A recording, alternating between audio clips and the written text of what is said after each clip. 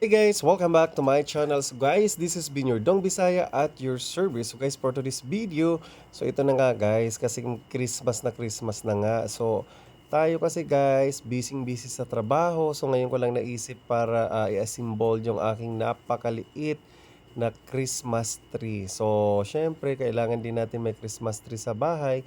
Kahit hindi naman kagandahan, ng importante maramdaman mo ang Pasko. Siyempre to celebrate the Christmas. Alam mo naman, Pinoy tayo guys, 'di ba?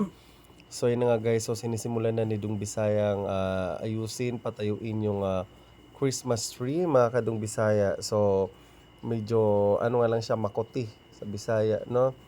So kailangan mong isa-isahin, isabit yung mga kung ano may mga dapat isabit diyan mga kadung Bisaya, 'di ba? So, gawa ka lang ng gawa ka ng gawa, mamaya matatapos din yan. Oo, di ba mga kadung Bisaya?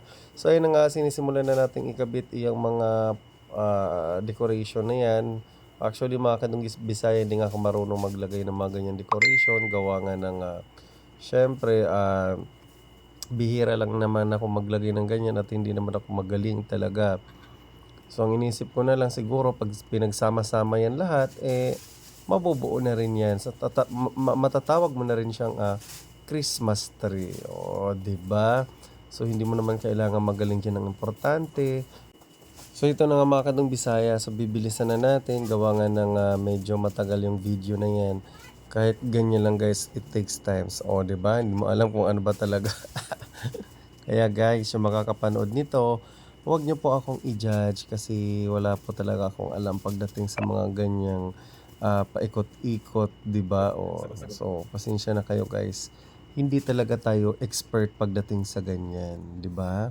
Ang mahalaga, sinilibrate mo yung Christmas, meron kang Christmas tree sa bahay na mafe-feel mo na it's a Christmas day, it's a Christmas season, it's a Christmas month, it's a Christmas year end, 'di ba? 'Yun yung mahalaga doon. Nasa puso mo at syempre ang importante doon ay yung may pagmamahal sa kapwa na pag sinelebrate nyo yung Pasko ay mararamdaman nyo ang simoy at diwa nito. So ayun na nga, starting na tayo maglagay ng mga palamuti, sabit-sabit, 'di ba? So, yun guys. So, ayan, medyo makuti talaga siya mga kadong Bisaya. Biruin mo, maliit nga lang yan.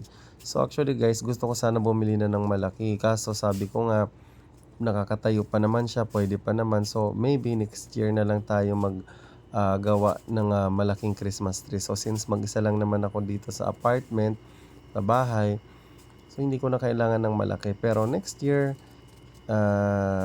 may awa ang Diyos. So yung malaki naman, 'di ba? At saka mag-isa lang naman ako eh. Ako lang naman ang titingin-tingin diyan eh. Siguro pag na ano ako naboboring at saka alam mo yung nafi-feel ko na mag-isa lang ako sa bahay, tingin lang ako diyan. So matatanggal na siguro yung homesick ko. So ganun talaga guys.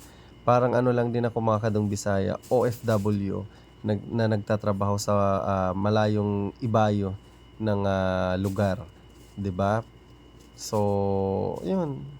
Kaya kayo guys, kahit simple lang yan, kahit maliit lang yan, huwag kayong mahiya. Ang importante, nag-i-effort ka na, alam mo yun, masabi na nagsiselebrate ka ng Pasko. So, ayan na guys.